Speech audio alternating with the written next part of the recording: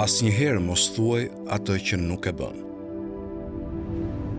Kjo thënie thekson rëndësinë e parafrimit të fjalëve tona me veprimet tona. Imam Aliu na këshillon që të mos themi gjëra që nuk i bëjmë në të vërtetë, pasi kjo çon në dobësi dhe fton të fajsojmë veten.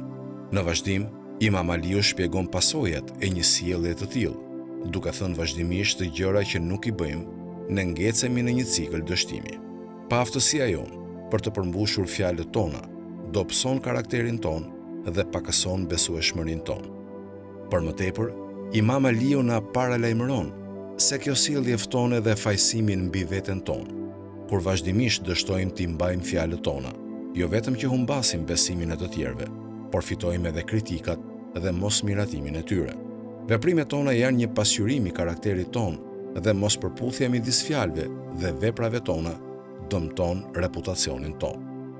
Për të kuptuar rëndësinë e këshillës së Imam Aliut, do t'i drejtohemi Kuranit për sqarim të mëtejshëm.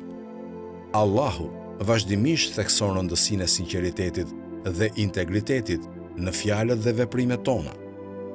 Në surën Asr, Allahu thot: "Pasha kohën, me të vërtetë, njerëzit janë në humbje, me përjashtim të atyre që besuan dhe bën vepra të mira, që urdhëruan njëri tjetrin për të vërtetën dhe që urdhëruan njëri tjetrin për durim." Ky ajet thekson rëndësinë e jo vetëm të besuarit, por edhe të veprimit sipas bindjeve tona. Ai thekson nevojën për konsistencë midis fjalëve dhe veprimeve tona. Në mënyrë të ngjashme, në surën Huxhurat, ajeti 2 dhe 3, Allahu thot: "O ju që besuat, pse thoni atë që nuk e bëni?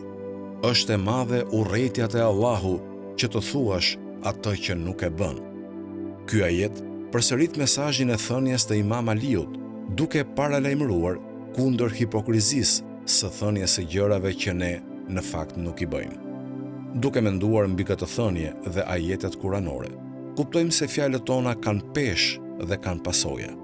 Nuk mjafton vetëm të flasim për drejtësinë, ne duhet të përpiqemi aktivisht ta mishërojmë atë në veprimet tona. Duke i parafruar fjalët tona me veprat tona, ne forcojmë karakterin ton, fitojmë besimin e të tjerëve dhe në fund kërkojmë kënaqësinë e Allahut. Allahu na dhën të urtësinë dhe forcën për të jetuar sipas mësimeve të Imam Aliut dhe udhëzimit të Kuranit. Le të përpiqemi gjithmonë të jemi njerëz me integritet, fjalët dhe veprimet e të cilëve janë në harmoni.